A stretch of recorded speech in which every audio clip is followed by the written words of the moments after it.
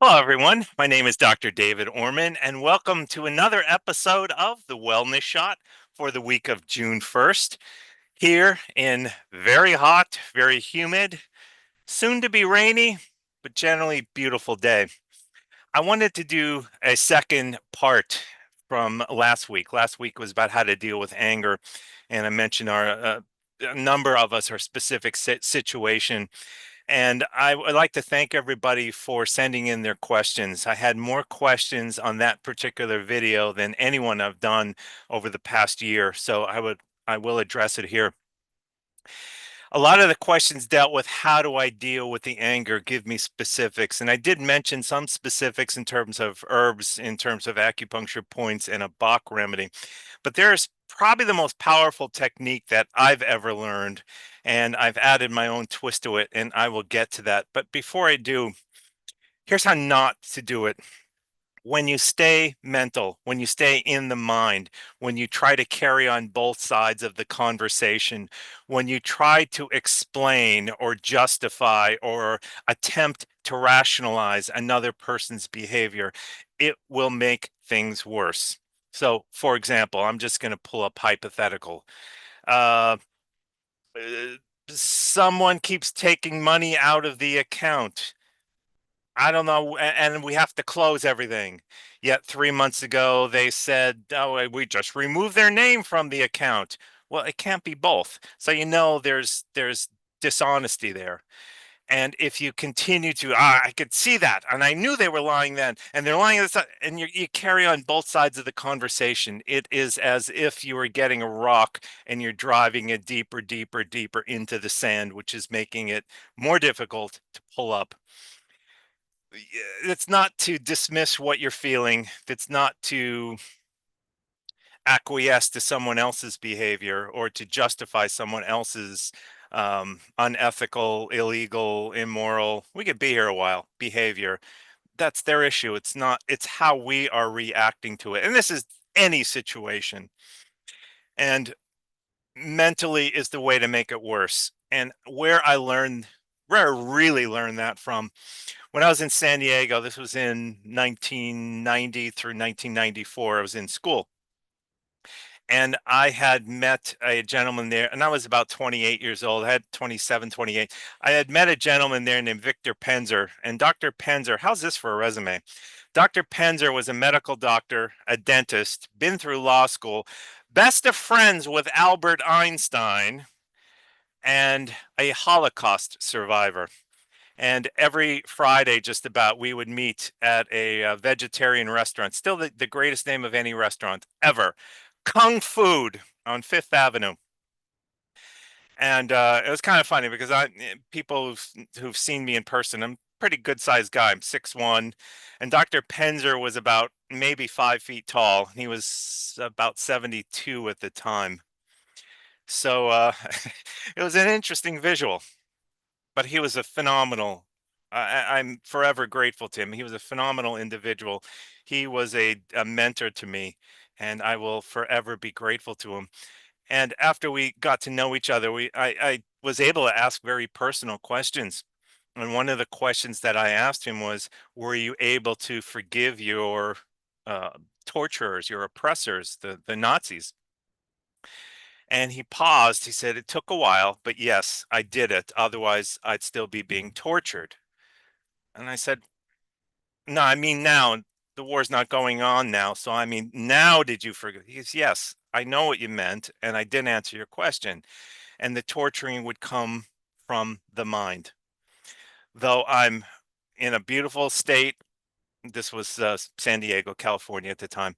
I'm in a free country, beautiful country, but if I still held a, I don't remember the word he used, but I'm going to use grudge, or still held deep-seated anger toward the those people, they would still be with me, even though they're probably all gone or most of them gone. They would still be with me, and I would still be in that horrible situation. And I had to release, I had to forgive, otherwise I would still be a prisoner. And that really, really, really had an impact on me. And it had an impact on me not just because of the concept, but if that worked, and it did, in such a horrible, horrible a situation that most of us, virtually all of us, could not even begin to imagine, nor would we want to, if it worked in that situation. Everything else is far underneath that, and so it would certainly work then. So forgiving them, and not because of them, because of your own sanity, for your own sanity. And as I mentioned on the last clip, best definition I ever heard of forgive: give for, give up the old for the new. And part of it is also staying present, being present. What moment is it? And again, for a lot of us, it's a challenge. We're taught to, recall things from the past and try to fix it, or live in the future and try to imagine it. But in the meantime, the beautiful present is going by. So what I often do is, okay, what day is it? What date is it? What time is it? It's, I don't know what time it is, 10:45 or whatever the time is, and it's June 1st. That puts me immediately in the present moment. Nothing from the past is bothering me. Nothing from the future exists. So it's just right here. And I get to see these, the beautiful woods behind me, the nice cool breeze, the fact that the sun is behind the clouds and I'm not being uh, with all that heat. I don't know if you could hear there's a woodpecker behind me that sounds like a great drummer. There are beautiful birds behind me. Well, yeah, I wouldn't be surprised if we're visited by raccoons or a bobcat or something like that. I mean, what a beautiful situation to be in. And it's right now. Nothing else is mattering. And again, it doesn't dismiss, or I don't mean to say repress, what occurred.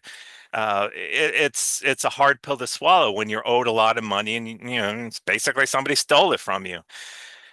But no amount of mental processing is going to get that back. Letting it go, clearing space for newness, clearing space for all the glory that is within you. That's how to let it go. So how is the big question? Well, I'm happy to say the best method I've ever come across is called tapping. And I have a little different twist on it than how it's typically taught. The original, there was a gentleman by the name of Dr. Roger Callahan who I met in San Diego. He was the creator of the original one, and then it was simplified and gone in different directions. But it's quite easy to do. So there are 9 acupuncture points that you literally tap. So if you get your finger and you tap, doesn't hurt, but you know where you're tapping. That's the amount of force. So it would be the equivalent of about maybe a pound or half a pound. Should not hurt, but it should know you're there. And it needs to be done in this particular sequence. So karate chop, right here is the first point, and it's basically tapping. That's number 1. Number 2 is above the eyebrow. And again, tap, tap, tap. Number 3 is side of the eyes, or side of the eyebrow. And number 4 is below the pupil. So we have 1, 2, 3, 4. 1, 2, 3, 4. 5 is in the philtrum, that little divot below the nose. And 6 is below the lip. So 5, 6. So in sequence, 1, 2, 3, 4, 5, 6. Next, below the middle of the clavicle, the collarbone, 7. 1, 2, 3, 4, 5, 6, 7. Number 8 is if you put a dot in your armpit and you put a dot on your hip, it's right in the middle where the seam is. This is number 8. It's a point called spleen number 21. So spleen 21, just as a sidebar, if you have pain anywhere, this is the point that will help to alleviate pain anywhere, particularly musculo pain. So you ran a marathon and you can't touch your kneecaps the next day. This is the point you want to rub. Let's do another review. 1, 2, 3, 4, 5, 6, 7, 8. And the last one is right on top of the head. So if you folded your ears and you follow right on top in line with the nose, that's number 9. So all together, 1, 2, 3, 4, 5, 6, 7, 8, 9. Fairly easy to do. So you tap it in that sequence. It must be this sequence. Otherwise, it doesn't work very well. As you are tapping, you say this particular phrase, even though I fill in the blank, I love and respect myself. Even though I'm angry, I love and respect myself. Even though I'm angry, I love and respect myself. Even though I'm angry, I love and respect myself, etc. Even though I feel cheated, even though I feel taken advantage of, even though I feel depressed, whatever the phrase is, I love and respect myself comes afterwards. So let's put it all together. So one thing I forgot to mention in the beginning, with 10 being, you're the king or the queen of the world, you feel fabulous, and 1 being miserable. Rate yourself right now. So say a person is feeling frustrated on a scale of 1 to 10, with 10 being zero frustration and 1 being the most ever. What do you feel? Well, I feel a 3. You want to be at least a 7 or an 8 or above. So you start with a 3. Even though I feel frustrated, I love and respect myself. Even though I feel frustrated, I love and respect myself. Even though I feel frustrated, I love and respect myself. Even though I feel frustrated, I love and respect myself. Even though I feel frustrated, I love and respect myself. Even though I feel frustrated, I love and respect myself. Even though I feel frustrated, I love and respect myself. Even though I feel frustrated, I love and respect myself. Even though I feel frustrated, I love and respect myself. Take a breath, let the energy settle, and then rate yourself. Oh, I feel a 6. Do it again. So you repeat the sequence again. Now what do you feel? I feel an 8. You're good for the day.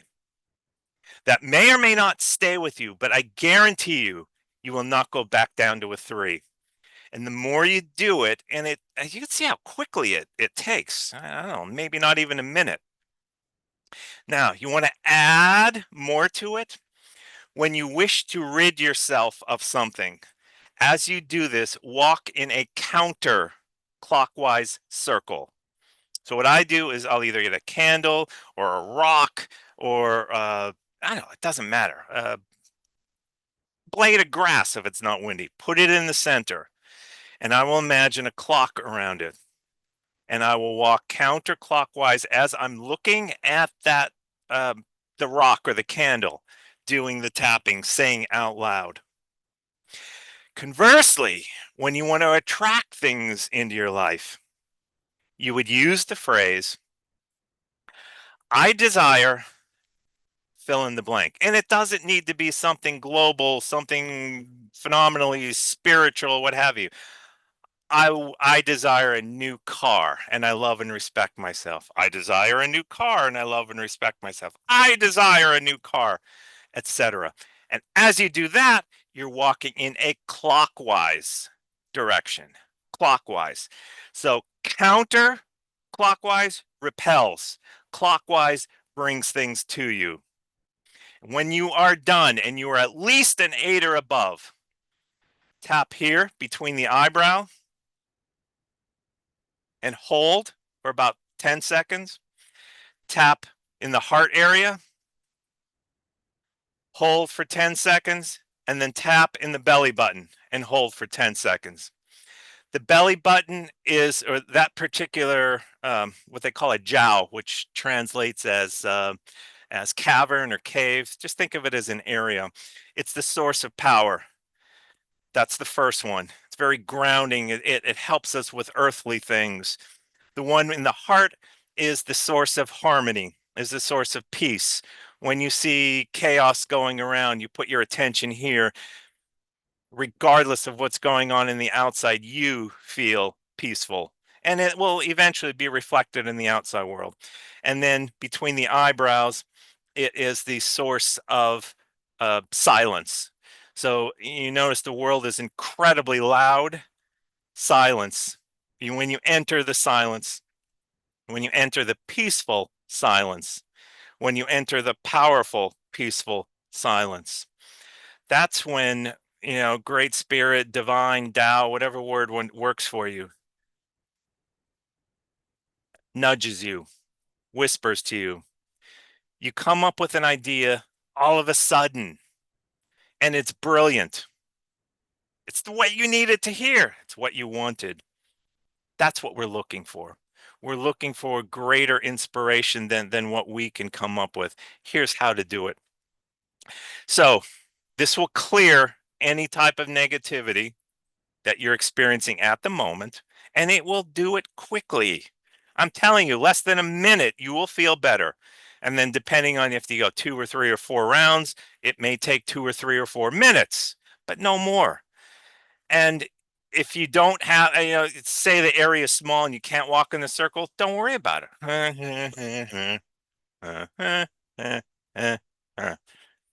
And it's just light tapping.